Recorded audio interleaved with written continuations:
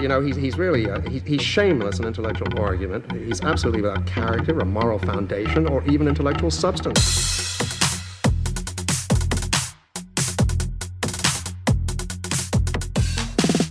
I haven't seen you in like a month or something. So No, a few things have changed. Yeah, it's a bit unfortunate we didn't have you for the Mishima episode. Yeah, no, that would have been. Did you get around to reading the novel though? Yeah, no, I did. It was good. I should read more of his work at some point. I started reading Forbidden Colors, which is the one that Paul, the guest we had on for the Mishima episode, says was his favorite. It's definitely, of what I've read of him, his faggiest work. So, and I find it endlessly entertaining that you have all of these, like, because Mishima's had a bit of a renaissance online with in particular fucking return to tradition, kind of the Bronze Age pervert sort of thing, because of his essay that he wrote, which is called Sun and Steel, which I haven't read it, but it's about bodybuilding and self-creation and all that sort of shit, I think. I'm not sure. The original Sigma male. Yes. Yeah. Which is so funny that you've got all these people who are like being like, oh, I'm totally mask. And then you read Forbidden Colors and it's like the cattiest, bitchiest, faggiest shit you've ever read. I remember that he was he used to be a favorite of like 4chan's literature forum as well, like all the time. Don't know why. That's probably the reason why, actually. What, Forbidden Colors or Sun and Steel? No, just Mishima himself. They used to love him for some reason. It was either that or like David Foster Wallace, I guess. So, same thing, really. You know, just different colors. There are two. I didn't mean that in a racial sense. I meant like different, like cultural colors. Forbidden color. That's nice.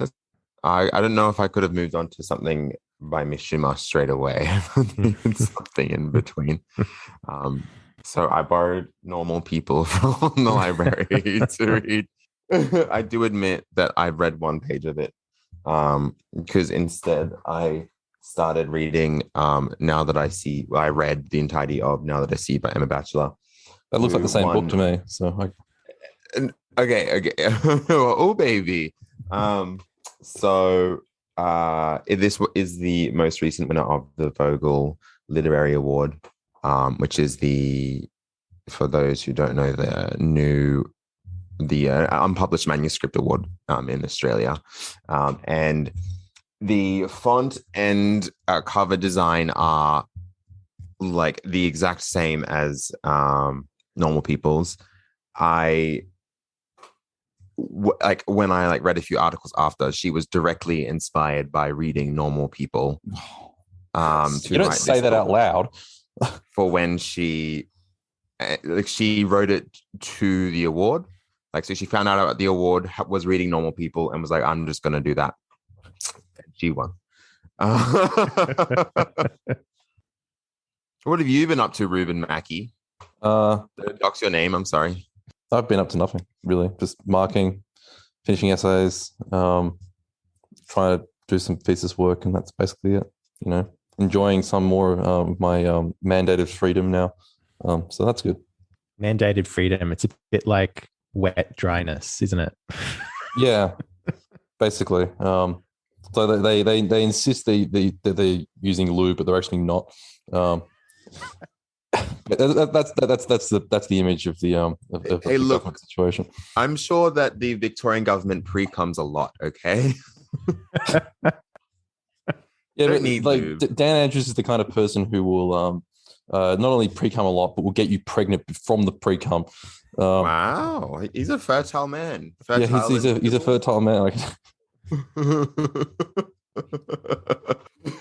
Anyway, so this is a Q&A episode.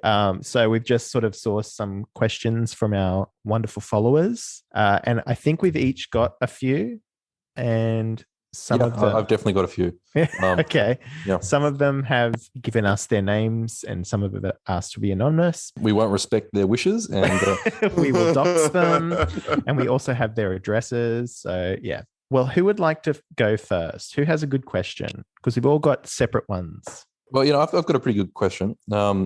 Kick this us one- off, Ruben. Yeah, well, this one comes in from Raymond Cordina, a good friend of the podcast, I think. He asks, why does Labor want to destroy our bodies? So I don't know if it's directed to any of us in particular, but does anyone want to answer this question to begin with, or Something to do with communism? I mean, I would think so. I mean, Yeah. knowing the Labor Party, as we all do, they very obviously love to insist on government control over everything, including the way we live and our bodies and everything like that. So yeah, they don't just want control; they want to destroy potential to use our labor to enact individual choice, and it's typical, really. Yeah. They're and just, you know what? they're just un-Australian. Yeah, they're un-Australian. They probably want to control the literature body as well. Pump out socialist literature. Typical. I think Raymond's onto something here. Oh, I just thought it was because they were like, secretly lizard people, and we've actually been oppressing them for a long time. So we kind of deserve to have our bodies destroyed. That's an interesting question. There. It's an interesting point there, Ria.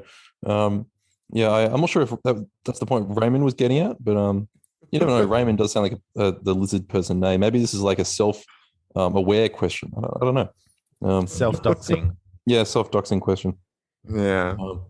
Well, we've kicked off well, I think, with this. That Raymond really wanted to give us the fluoride stare. That's all I'm going to say. I think so. Yeah. Next Right. question. I've got one that is more serious. Hey. What could be more serious than our bodies? I know. But I know. These are serious questions, Matthew. This is from a friend of the pod. I don't know if I've ever said that on the pod yet, but here we go. Friend of the pod. Probably. I mean, I just did. Raymond. At least someone. Well, at least someone who listens and follows our accounts, a lady by the name of Courtney S. Gray, and she asks if you could read only literature from one particular century, which one would it be and why? I'm of two minds about this, and it probably comes from what I've read most of, which is 19th and 20th century, and I can't pick. I think maybe I would lean for more on the 20th century just because there would be, I guess, a little bit more variety. But there's something about the 19th that I think has more of, the kind of expressing in great detail the life world of a particular period and particular people and stuff like that. But then the 20th century, you have more experimentation and interesting gnarly stuff. So I don't know. I think 20th century for me edges past slightly. It's by a nose though. What about you guys? I mean, I'm just a modern girl. I would absolutely choose the 21st century. I mean, it's where I live. But you wouldn't have any Conan the Barbarian if it was the 21st century. I mean, these are big questions. Big consideration. Fuck you. This is a family-friendly podcast, Rio. Could you please not swear? Sorry, mum and dad, and also apologies to my wife and children. No, I'd choose the 21st century. I mean, it's a hard question to ask because nothing can exist without what came before. So, I think that's a bit of a pedantic point to make about the question. Allow me my pedantry. These are hypothetical. It's like technically nothing could exist. But I'm very interested in what's coming out now, what people are creating, what's new, and I would be really frustrated to only.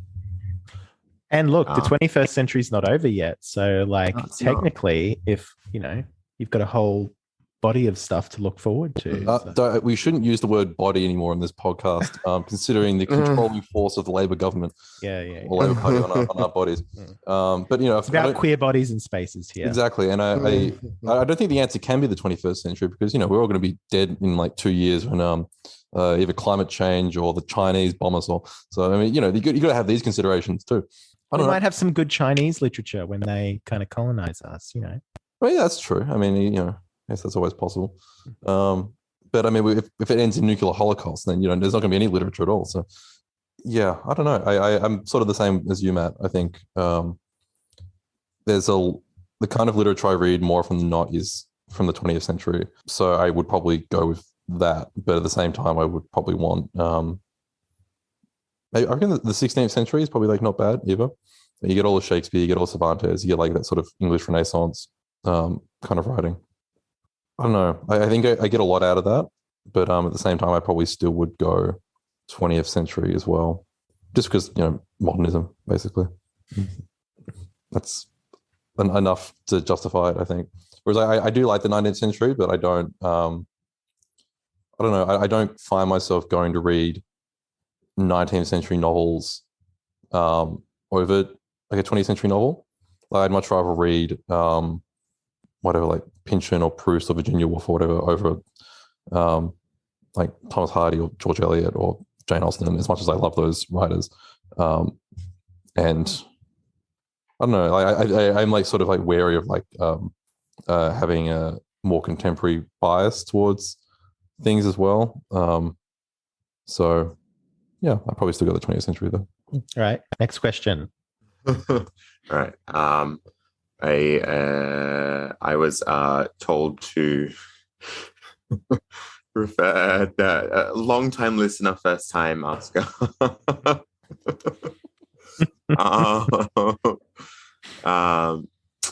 Do any of you read nonfiction of any genre? And do you think that nonfiction can be artistic and impactful in the same way narrative fiction can be? I don't really read nonfiction at all. A few years ago, I went on a Silicon Valley self-help trip and read 20 Tony Robbins, Tim Ferriss books. It really shows, I can tell you. Oh yeah, look, I'm winning at life. I'm a small business owner. I got. You're a podcast host. I mean, doesn't get better than that. Pure muscle weight. I cook exotic dishes every day. And I did not find them to be artistic or beautiful, and I threw them all away. But I think it could be. I don't know. Do either of you read nonfiction? We read The Road to Wigan Pier, which is probably the first nonfiction book that I'd read in several years, and I loved it. So yes, there we go. I mean, you've got people who are good essayists and are good in terms of, people like Joan Didion, who is a fantastic essayist and stylist, who I don't mind. Nonfiction is weird because, not weird, but I used to read a lot more of it, and now I don't, because essentially all my reading now is fiction. And I think that might actually have something to do with, it could be from the past couple of years, all this pandemic shit or whatever, but I kind of just want to escape reality. And also, it's partly because of the podcast as well. We've been reading lots of fiction. So basically all of my stack is fiction. The last couple of books I read that were nonfiction were quite good, but I kind of read that because I was on a panel for a writers' festival, and the other two panelists were memoirists. But it is interesting that nonfiction is not as alchemical as fiction is, if that makes sense. Nonfiction in the memoiristic mode, or where it goes into sort of more narrative or lyrical style, it always feels like it's just sort of aping fiction. and trying to bring nonfiction up artistically in that way. And I've done this too in my own writing nonfiction. Sometimes I do like experimental stuff with essays, but it always feels a bit, I don't know, it always feels a bit more put on than if it was in fiction. That's my take. But I would not discount nonfiction. I'll probably get back to it. I read lots of history, so there's that as well. But that's very rarely kind of literary. Yeah, I'm sort of the same. Like I agree with the point that fiction is like nonfiction anyways, like is constraining in its form. Like you have to be factual. You've got to like follow at least some sort of things that are verifiable, and that constrains what you can and can't do, which I guess has its can have its potential benefits and strengths and stuff like that. But what's funny, as we've talked about like a number of times, is that a lot of modern fiction wants to be constrained by the like non-fictional form in many ways, and we like disguise its we disguise its non-fiction as being fiction when in reality it's just non-fiction anyway.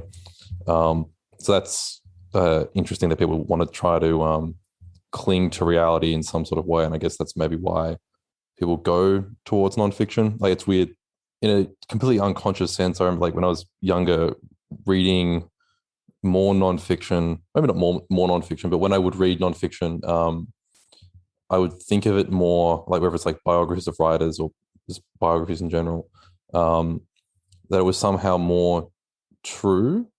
They're like a description of like someone's life. I like just for whatever like reason like thought it had like more veracity than a fictional version of it would, even if you had it just like relabeled the books. It wasn't like a just completely unconscious thing. So that was always strange. But I read like a decent amount of non-fiction. I guess there were like different kinds of non-fiction. There's like more that essayistic, memoirish type thing, and there's like just analytical non-fiction, like whether it's like philosophy or it's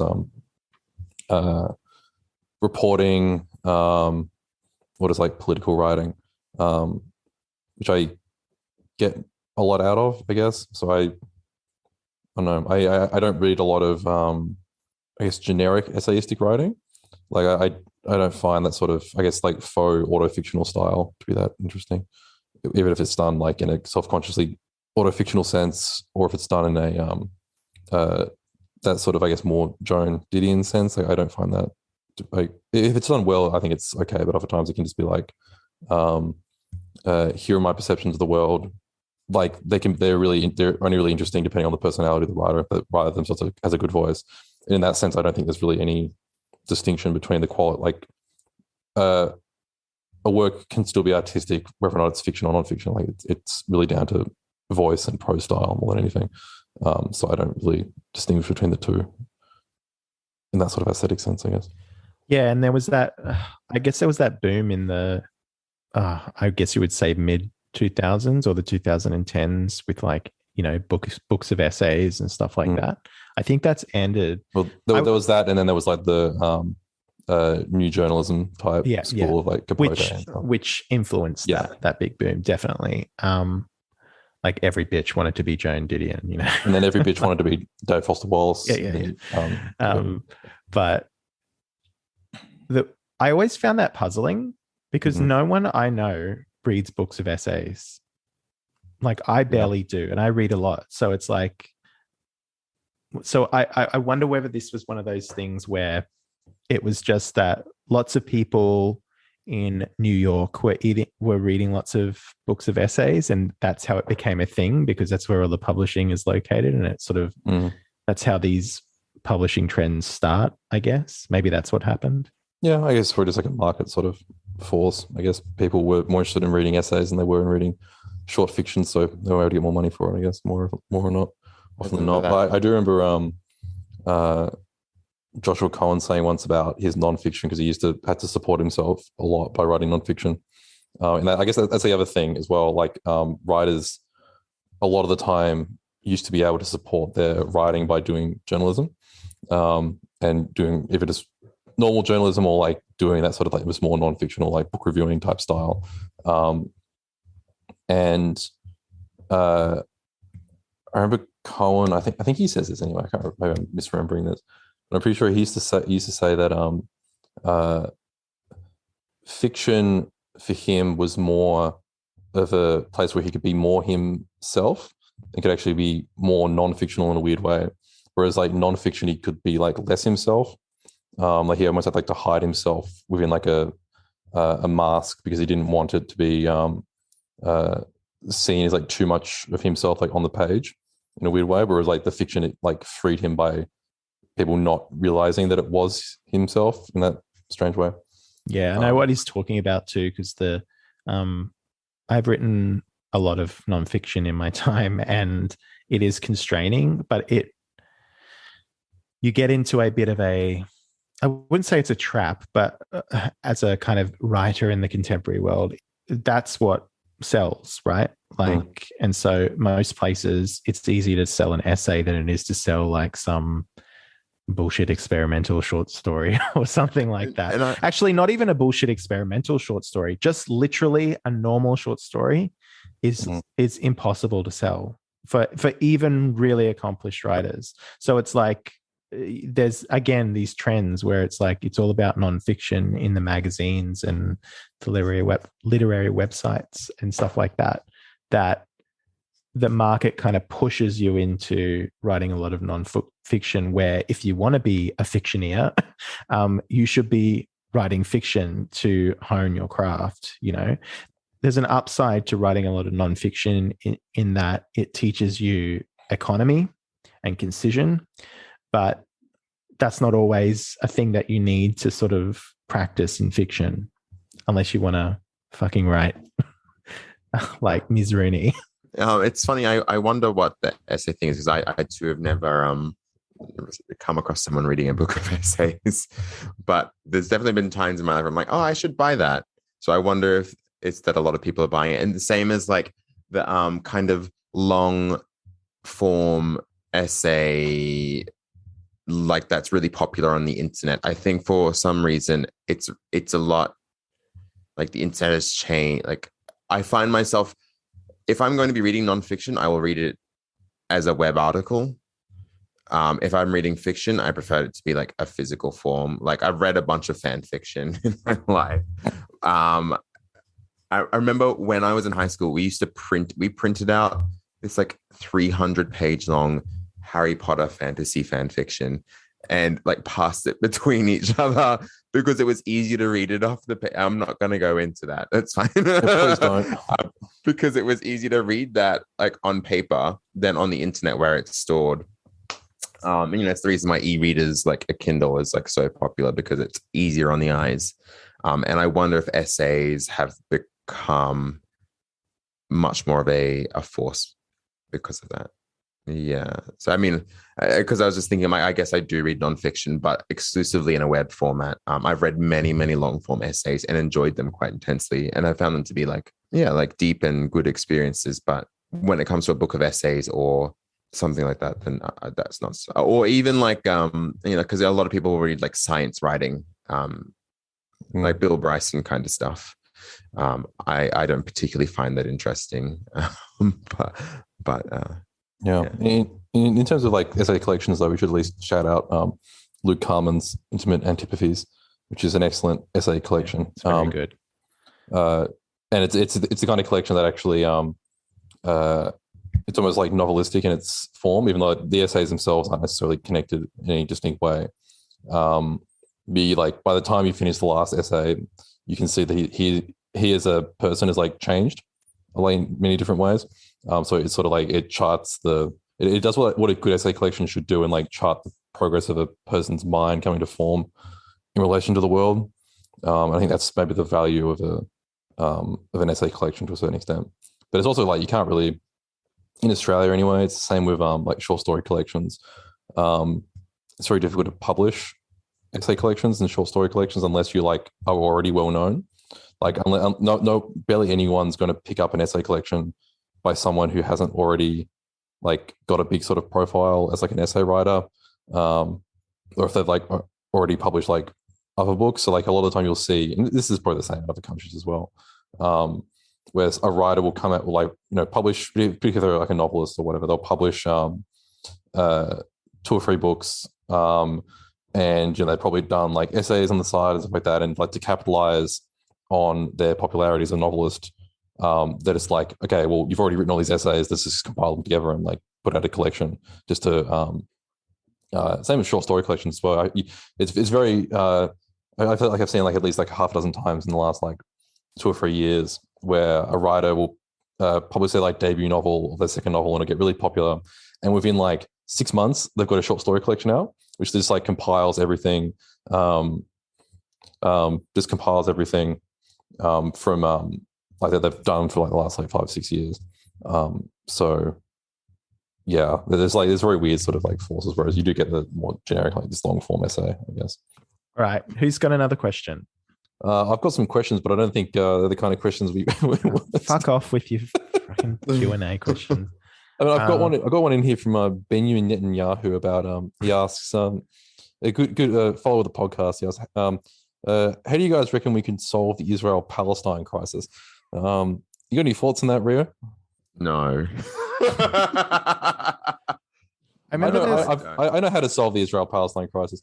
You just get them to read. You get the Israelis to read the Palestinian literature, and you get the Palestinians to read the Israeli literature, and that solves the crisis. It's called humanistic understanding, I think. Sorry. Yeah. I was going to say my entire opinion on the Israel and Palestinian conflict that I'm happy to give in public is that both countries should stop circumcising their sons. There we go. Amen. Yeah, agree. Inshallah. Inshallah. And maybe that's why they're all so mad, because they don't have foreskin. Yeah, exactly. They can't store up their pre-cum. Yeah. we can't keep talking about pre-cum on this podcast. I'm sorry for mentioning it. Okay. A long-time listener, first-time caller also asked. Okay. You described Loaded as a book you used as a Bible. What other books would you describe in a similar way, and why? Ooh, so that's a you, like, so that's referring to what you said. Yeah, that's referring to what I said. How is Loaded your Bible, Rio? I'll recap briefly from what I remember. In that when I first read Loaded, I was a lot more naive and a little boy, and the adventures that Ari gets into in Loaded were kind of new to me, and that was kind of maybe one of the very first like adult coming of age books that I'd read. And so when I started going out, I wanted to have experiences like he did. It was a very formative book for me, I guess. I don't know. What other books do I find as formative? Ruben's going to hate this one because we're going back to fantasy. We haven't actually spoken much about Brandon Sanderson a lot on this. I don't think I've said too much. We don't have to start. That's and it's interesting because I think a lot of people have said, how do you get so much about mental health right in your books? But his kind of book, his 1,000 page epic, The Way of Kings, the main character, Kaladin, is basically just very depressed, and he tries to kill himself, and he doesn't. And right. Yay, I know. It sounds very basic. This is a fantasy, isn't it? Yeah. That was a bit dark. Mine would be The Picture of Dorian Gray. Because I really love Oscar Wilde, and I used to think, and I think I probably still do, I haven't read it for a few years. It's one of the novels that I've read multiple times. I think it's a perfect novel. It's the right length. It is executed extremely well. The themes are amazing. That it has a prologue that essentially spells out Wilde's aestheticism, basically, which is a commitment to beauty and art for art's sake and all that sort of stuff, which I kind of agree with clarifications. And I think Wilde is often spoken about as, because he spoke about himself in this way as an aesthete and someone who was all about beauty and everything.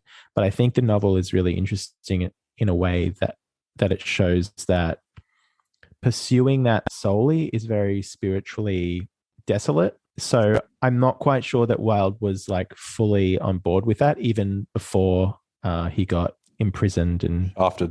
yeah, shafted. So yeah, I would say The Picture of Dorian Gray, because that's definitely sort of shaped me in the way I view things, but not in that kind of, oh, it's all about beauty and like kind of art and everything, which I love.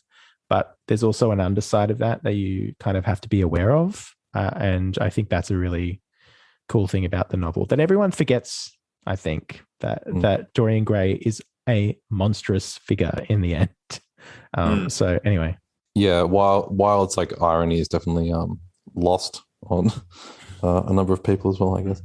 I don't know. I feel like two different categories. So like I guess more of a critical Bible and then a sort of more fictional Bible, I guess. And the critical Bible for me is always going to be Harold Bloom's The Anxiety of Influence, more or not. It's the kind of book that and with his like writings in general, as I've like talked about before in the podcast, he speaks to me in a way that I no other critic really does, apart from maybe like Nicholas Royal or something like that. And that's a really that in itself is a kind of a Bloomian notion that he derives from Emerson.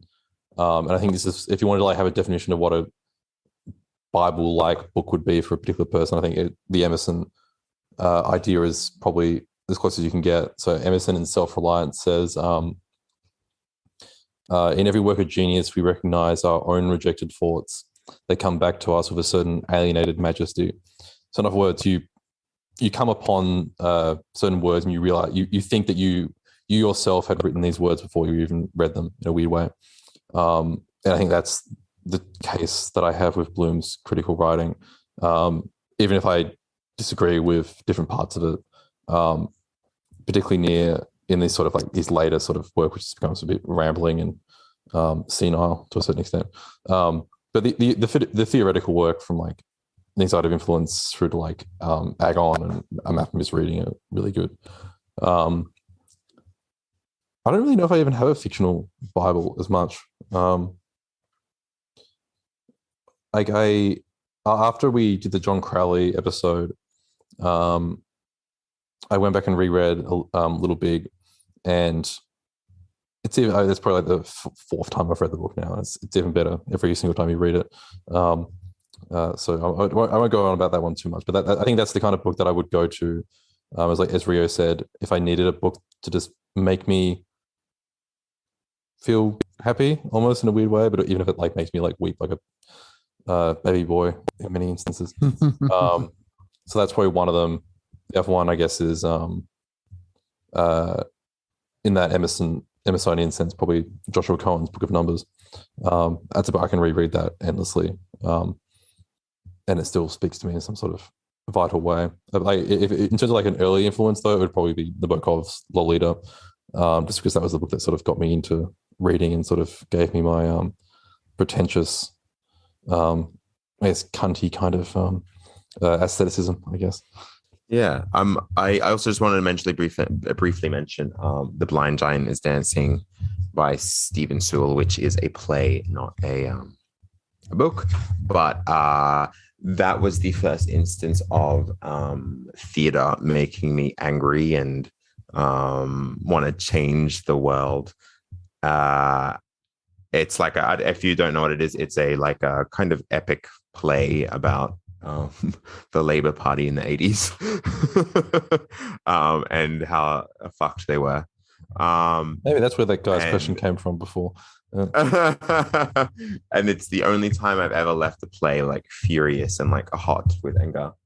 And that was a massive influence on me. And also another play that I've read like 4 or 5 times now. When I want to think, how should I write this? I'm going to look at Daddy Sewell. Anyway. I've got like a funny one should I save that for last, or should we do it now to kind No, of mix it up? Let's do it now to mix it up. It's actually pretty awkward. Oh, don't worry. We love awkward questions. And What is it obviously, is it like, fuck, marry, kill, but for people on the podcast, or are you serious? That's actually what it is. is it? Oh my god, I actually had the exact same question. It's That's not. really It's funny. not. Is it? That It is. is. Oh, Last three guests. oh, for the last three guests. Yeah. Oh, I thought it was going to be between us three. No. Oh. It's for because we would only have two. So hang on, I have to see who the last three guests were. Yeah, who are the last three It was guests? Paul on the last one, Paul, and then And- John, John. and Do we count Michael? Because that was like part of an interview series, or should he count as a guest? I feel like the problem here is that some of us weren't here for all these guests, so we can't. yeah, I was gonna say. Okay, all right. Well, it has to be some.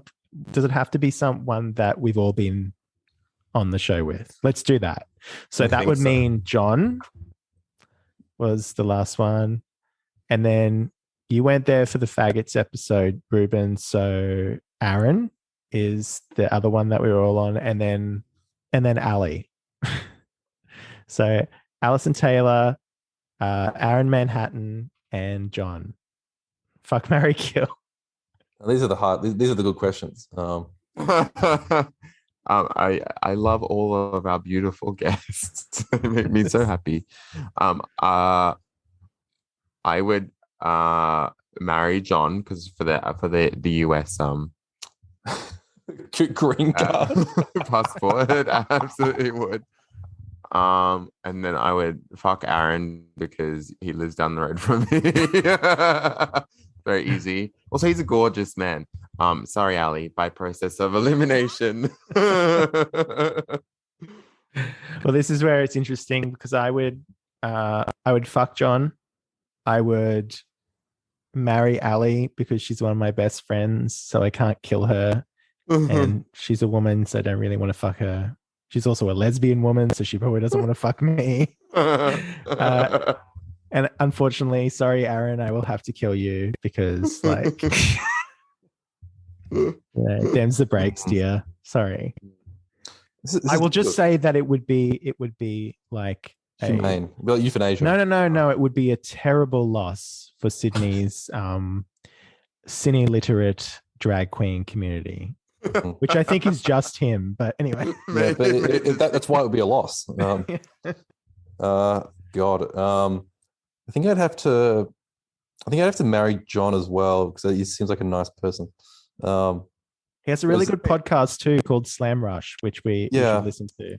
He does. I know. He's the kind of person I could be married to. Slam Yeah, Rush. and Rio's right. The green card is definitely enticing, I guess. I'd probably have to.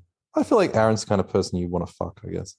So yeah, I guess I'll do that as well, and then I'll have to kill Ali.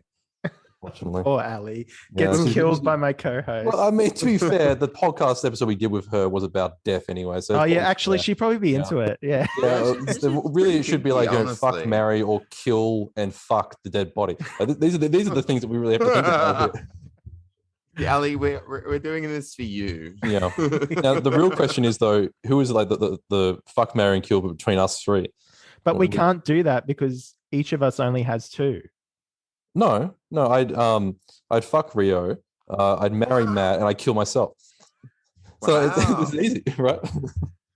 You're killing yourself because you married me. No, I'm killing myself. I can't take it anymore. Wait, am I fucking you after you kill yourself or before? That's up to you. That's up to you. All right, next question. Well, thanks for letting us know, Ruben. I'm not going to answer that one. Yeah, that's just for you. It's kind of stupid as well, but that's fine. We're on the train. Okay, so you get to do that yesterday film where the Beatles never existed and some dude laughs as the Beatles and is heralded as a genius, but with one writer. Who is it? Oh, okay. So we get to be the genius. Yeah. You get to like have written one person's entire bookography. I guess you might say. I mean, the obvious answer is Shakespeare. Some But ouvre. I'm look. but It's non-obvious called answers only. the oeuvre. Is that better, Matt? Their queer body of work. Yeah, exactly. Their black queer body of work. Thank you. No, their black trans queer body of work.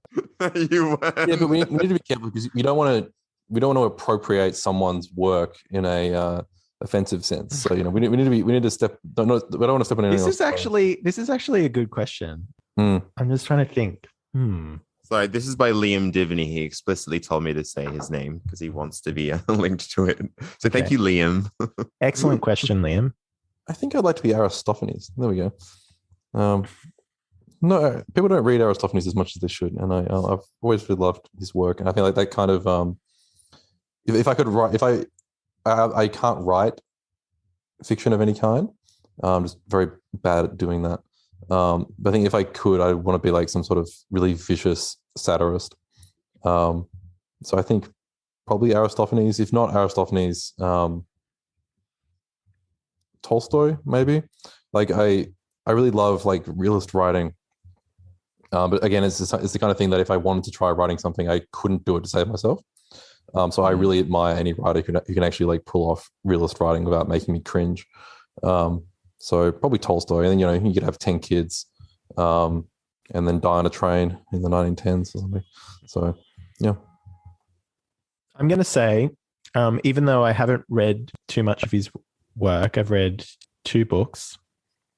Thomas Pynchon, because what I would do is I would do the exact opposite of what he did and like become like a big celebrity, and like like a shit poster. He already is a shit poster. Like we all know, like he's got like anonymous Twitter accounts and like 4chan. QAnon is Thomas Pynchon. We all know it. But do more with the public image, and actually just act really stupid and retarded in public, and then just people would be like, wow, this guy. Like I would turn Thomas Pynchon's work and I would become like a Diogenes figure or something instead of a recluse. I think that'd be a really fun project. Yeah, one of my favorite like Pynchon like stories, I guess, is supposedly there was like there was a I can't remember if it was his birthday or for something, a Thomas Pynchon lookalike contest. And supposedly he actually showed up to the contest, but no one, of course, knew what he looked like. So, or that he was a Unabomber, or that he was JD Salinger, one of the two. I feel like I've got a few answers to this. One would be Thomas Hardy, and that's the actor, right? No, I just want to be. You just want to be. You just want to be. I wouldn't replicate his work. I just want to explore his body for a little while. Yeah, that's the real question. That's the real part of this question. Which writer do you want to be so that you could masturbate as that writer? These are the key questions. Anyway, Thomas Hardy. Although I've literally only read Tess of the D'Urbervilles, but that's one of a few novels that's like made me cry real hard tears and throw the book against the wall. And it's such an amazing book, and it was written in a time that you're like, well, how the fuck did this like happen? And I think that's a really like amazing legacy to have as a novelist. So yeah, I imagine like on the describing everyone's legacy as how the fuck did this happen? Yeah. Like, how the fuck did you get so fucking right? That's the canonical category. Authors who made you think, how the fuck did this happen? That's the kind of legacy you want to leave behind. Oh, this bitch? Oh, this bitch? Like, I think one that would be Foucault. But I wonder if I'm just kind of equating his public persona with his work, because I would like what you're saying is you want to go to the bathhouse and you want men to drive nails into your penis.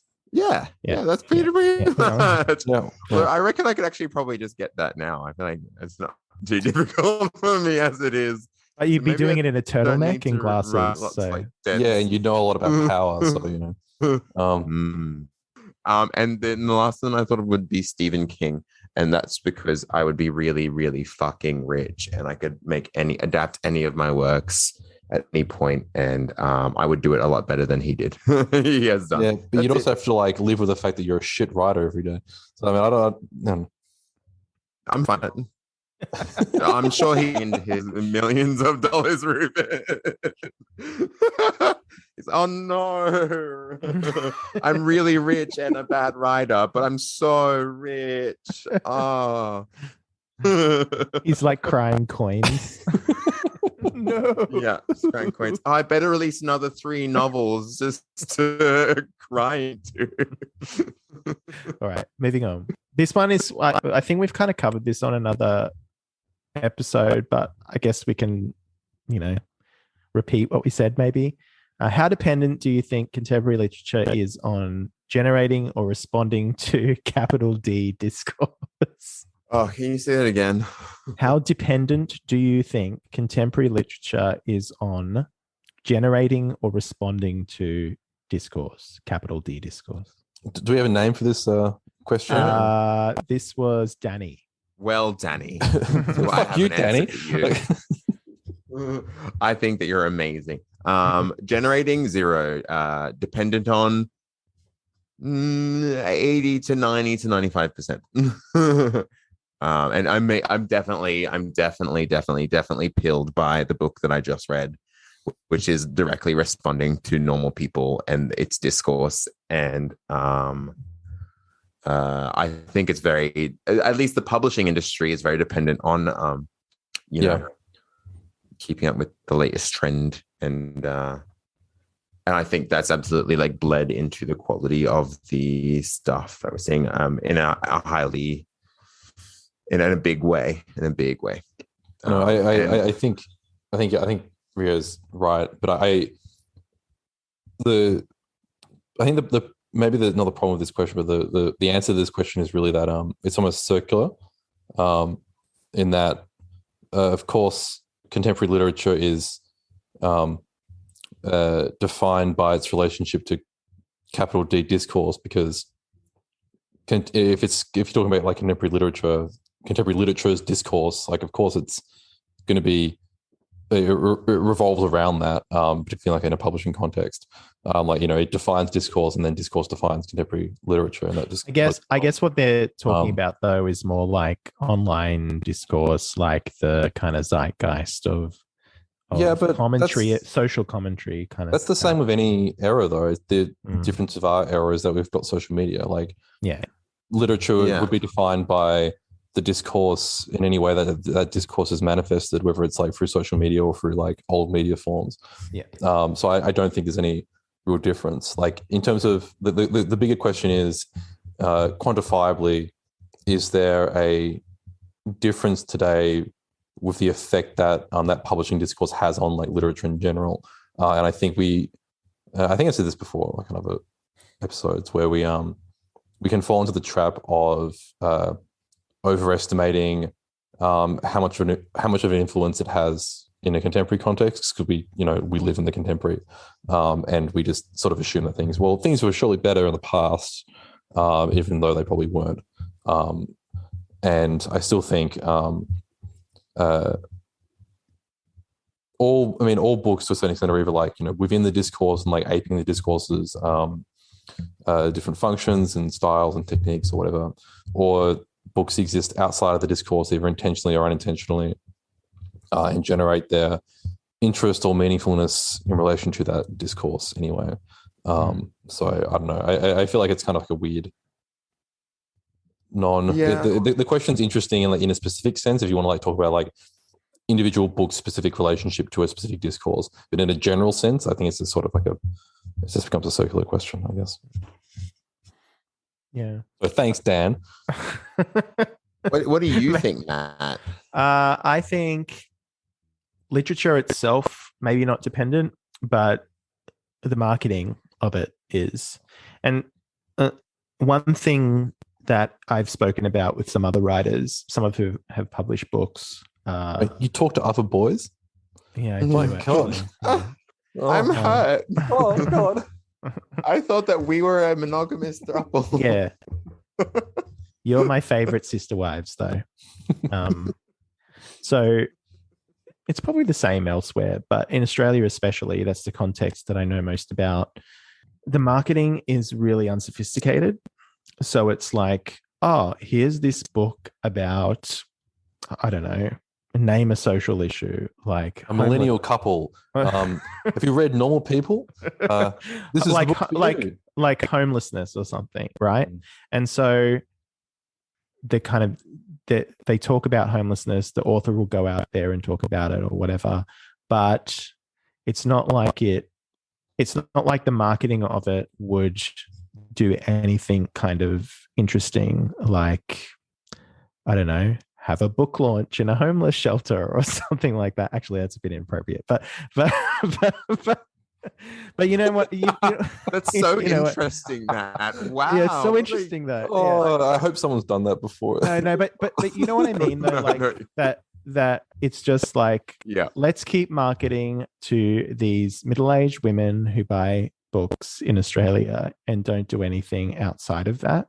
Whereas if you really wanted to take, and this is not a literary question, I think this is a marketing question. If you really wanted to reach a lot of people who care about this issue, you would do something a bit more inventive than the same old, like run it through the discourse mill. So I guess my distinction I would make would be that I think that's probably more of a marketing question than a literary question, in terms of generating discussion, I guess. Yeah, I definitely know what you mean. Because when I think about this book, it's the marketing is heavily like discourse, but then I think about the writing, and the writing is also very. I mean, I want to say that it's responsive.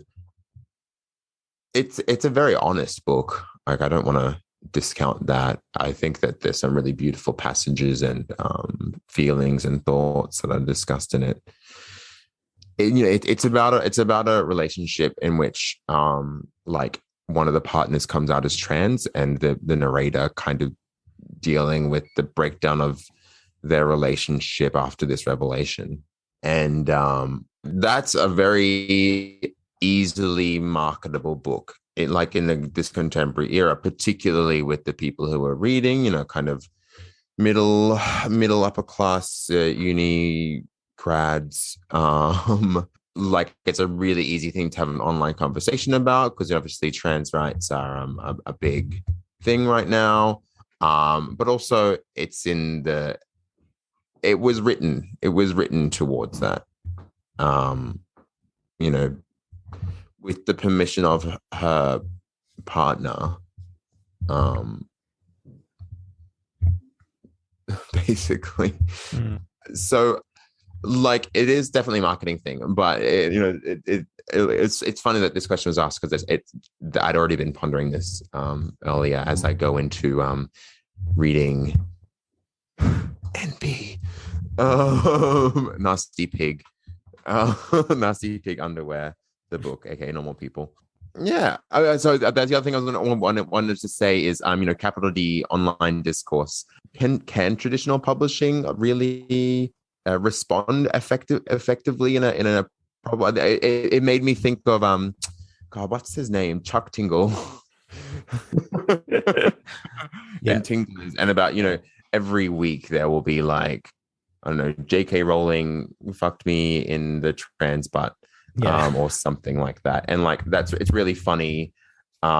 It's really good, funny marketing, but it's also all marketing. it's all marketing. That's the only bit. I'm pretty sure someone on this podcast may have written an essay about the outrage machine as well at a certain point. Do you know about that, Matthew? No, I don't know. I don't know. I guess one thing, maybe to finish on this point, whilst we're rapidly ripping through these questions, is that if you are fed up with literature that just seems to be like discoursey and like too marketable and whatever, like you don't have to read it. Like, there is a lot of books that are being published that don't have anything to do with like the contemporary discourse or whatever the hell that means. You don't have to read what everyone else is reading because no one else is really reading it anyway. So go off and So true, Bestie. Yeah. Read Grimish. Read Grimish, basically. Read there's lots of books out there you can read. So don't get caught in the discourse web. But of course, do get caught in the discourse web so that you can listen to our takes about the discourse. Well, actually, speaking Donate of, to our Patreon. speaking of, donate to our OnlyFans. this is another thing that we've touched on, and I think it kind of connects to this. This is another question. This was from Anon, so they don't want to be identified. Typical QAnon type questions. I don't know why, because it's not that controversial, but we respect your choices here. Why do you think Rooney drives people so nuts? We can't escape this, can we? We're perpetually on a Catherine wheel, spinning off into the fucking desert. I mean, she is part of our mission statement, Ruben. Yeah, I'm pretty sure. I mean, the obvious reason why she drives everyone nuts is because she's a successful woman, and us men just can't handle a successful woman, a girl boss in contemporary publishing. I think actually it's the unsuccessful women who are driven nuts by Sally Rooney. Actually, not men. Maybe. So there are two types of people who are driven nuts by Sally Rooney. The people like us, who are obviously just like masking male impotence. Then there are others.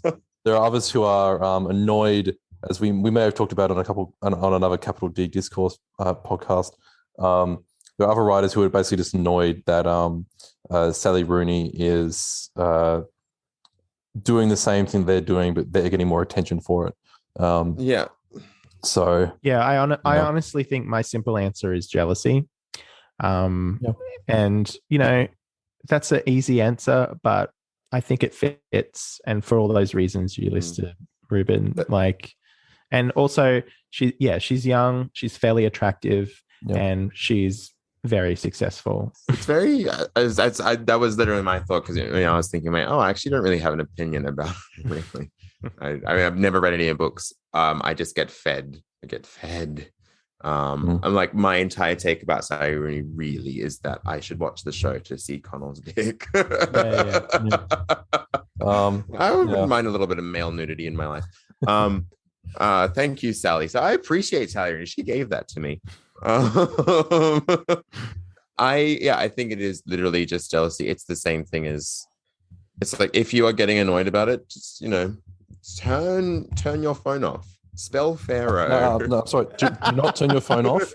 Turn your phone on and click on the podcast app on your phone and start listening to the Getting Lit podcast. But also spell Pharaoh. Spell Pharaoh.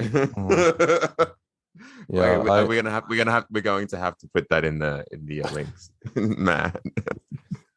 Spell Pharaoh. Spell Pharaoh. She's great. I love her. She is my favorite. I love her. I don't know her name. I just see her in memes and I love her. I just see the meme. That's it. Done. Another question. Do we have any more?